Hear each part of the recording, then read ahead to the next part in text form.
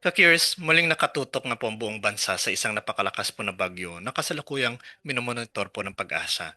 Ayon po sa kanilang pinakahuling ulat, ang sama ng panahon ay makas at umabot po sa lakas ng isang super typhoon bago pa pumasok nito sa Philippine Area of Responsibility.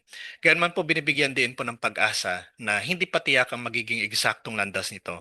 Kaya mahalagang sundan lamang po ang opisyal na weather advisories at huwag pong magpadala sa mga haka-haka sa social media. Ngunit sa punto po nito, bigyan po natin ng linaw ang pumapasok po sa isip ng tao kapag narinig nila ang super typhoon. Na marami po sa ating Pilipino ang hindi po maiwasang ihalin tulad ito sa super typhoon Yolanda. Alam po natin na hindi natin malilimutan ang malalakas na hangin, ang napakalaking alon, ang mga tahanang nawasak at ang pamilyang nawalan po ng mahal sa buhay.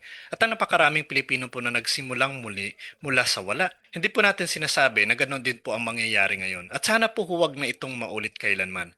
Ngunit kung may posibilidad po na magkaroon tayo ng isang napakalakas na bagyo, ang pinakamatalinong gawin po ay maghanda habang may oras pa.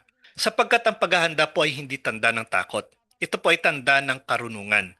Kaya bilang mga Kristiyano po, ano ba talagang dapat natin gawin? Una po na dapat natin gawin, manalangin at huwag po magpanik. Natural lamang po na kabahan, natural lamang po na mag-alala, lalo na kung ang balita po ay tungkol sa isang posibleng super typhoon. Ngunit bilang mga Kristiyano po, hindi tayo tinawag na mabuhay po sa takot. Sinasabi nga po ng Panginoon in Psalm 46 verse 1, ang Diyos ang ating kanlungan at kalakasan, handang saklolo sa oras ng kagipitan. Napakaganda po ng talatang ito. Hindi po sinasabi dito ng Diyos na hindi kayo makakaranas ng bagyo. Hindi niya rin po sinasabi na hindi kayo magkakaroon ng problema. Sa halip po, ipinapangako niya ang kanyang presensya. Ka-curious, kapag ang buong mundo po ay puno ng takot, ang Kristiyano po ay unang lumuluhod sa panalangin. Hindi po upang tumakas sa responsibilidad, kundi upang humingi po ng karunungan. Sapagkat ang panalangin po ay hindi nagpapahina sa tao. Ito po ay nagbibigay sa atin ng lakas upang harapin ang unos. Naalala ba ninyo ang mga alagad sa bangka? Habang malakas pong bagyo, natakot sila. Ngunit sinabi po dito ni Jesus in Mark chapter 4 verse 40, bakit kayo natatakot? Wala pa ba kayong pananampalataya? Hindi niya po agad pinapakalma ang bagyo. Una niya pong pinapalakas ang kanilang pananampalataya. Minsan po, hindi agad nawawala ang bagyo sa ating paligid. Ngunit binibigyan po tayo ng Diyos ng kapayapaan sa gitna po ng bagyo. Pangalawa po sa dapat nating gawin, magtiwala sa Diyos. May mga bagay po na hindi natin kayang kontrolin. At ang mga bagay na ito ay dapat nating ipagkatiwala sa Diyos. Ngunit ito rin po ang punto. Maganda po ang magtiwala sa Diyos. Ngunit ang tunay po na pagtitiwala ay hindi po katumbas ng pagiging pabaya. Isipin po natin si Noe. Sinasabi po ng Diyos na darating ang baha. Ano pong ginawa ni Noe? Nagdasal ba siya? Yes. Pero hanggang panalangin lang ba? Hindi po. Nagtayo po siya ng arka.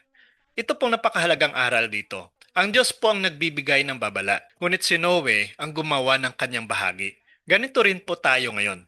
Kung ang pag-asa po ang nagbibigay ng babala, huwag po nating maliitin. Hindi po ito kawalan ng pananampalataya. Sa katunayan po, maaring ang babalang iyon ang paraan ng Diyos upang iligtas po ang maraming buhay.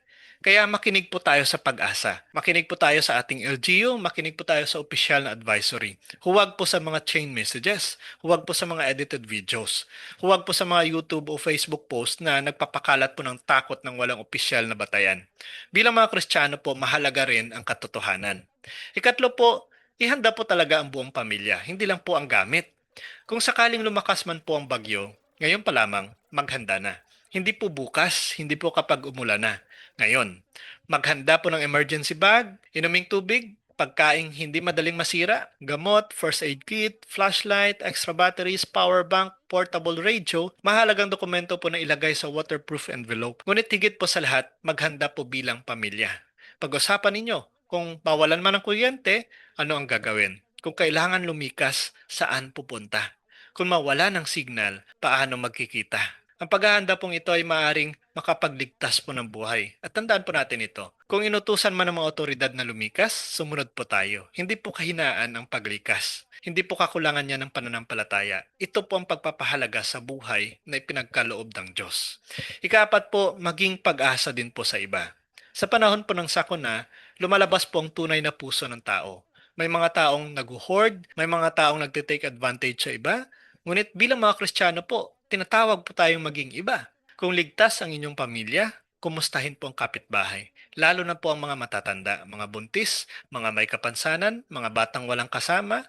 Minsan po, isang tawag lamang, isang bote ng tubig, isang kandila, isang pagkain, isang simpleng panalangin, maaring iyon na po ang sagot ng Diyos sa kanilang paghihirap.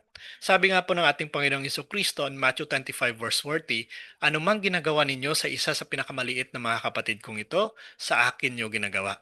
Kapag tumutulong po tayo, si Kristo mismo ang ating pinaglilingkuran. Ikalima po, ang pinakamahalagang paghahanda talaga ay ang ating kaluluwa. Ka-curious, may isang katotohanang madalas po nating nakakalimutan. Hindi po natin kontrolado ang panahon, hindi po natin kontrolado ang buhay, hindi po natin alam ang bukas. Ngunit maaari nating piliing maging handa sa Diyos. Ngunit maaari nating piliing maging handa sa Diyos araw-araw. Kapag may malalaking sakuna, maraming tao pong biglang naalala ang Diyos. Ngunit paano kung araw-araw po tayong namumuhay kasama siya? Kung matagal ka nang hindi nakapagsimba, bumalik ka. Kung matagal ka nang hindi nakapagkumpisal, bumalik ka.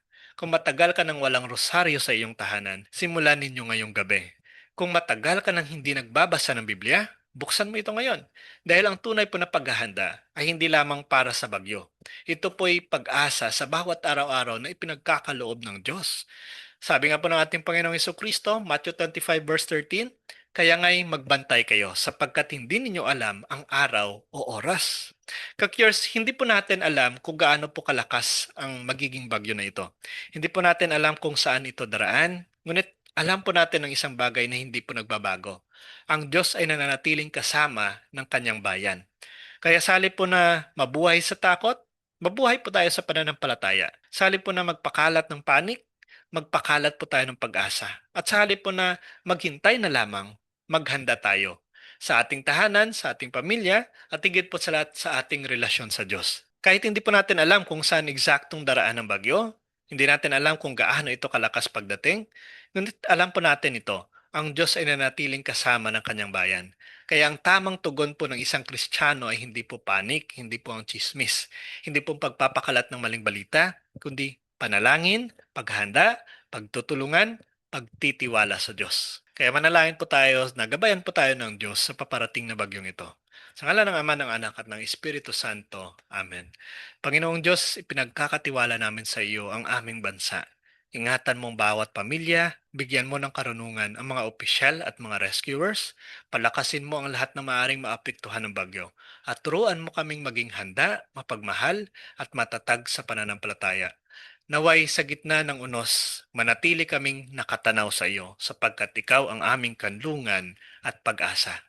Sa pangalan ni Jesus, Amen. Ka-curious kung nakatulong man sa iyo ang mensahe nito, i-share niyo pong video na ito upang mas marami pang maalalahan ng maghanda, ng may pananampalataya, at huwag pong magpadala sa takot o maling impormasyon. At kung nais niyo pong suportahan ang ating ginagawang Catholic content, maaari po kayong mag-subscribe sa ating Facebook page at YouTube channel. Ang link po ay nasa description. Tandaan po natin ito. Ang isang Kristiyano po ay hindi nabubuhay sa takot. Nabubuhay siya sa pagtitiwala sa Diyos at sa responsableng paghahanda. God bless po sa ating lahat. Sa ngalan ng Ama, ng Anak at ng Espiritu Santo. Amen.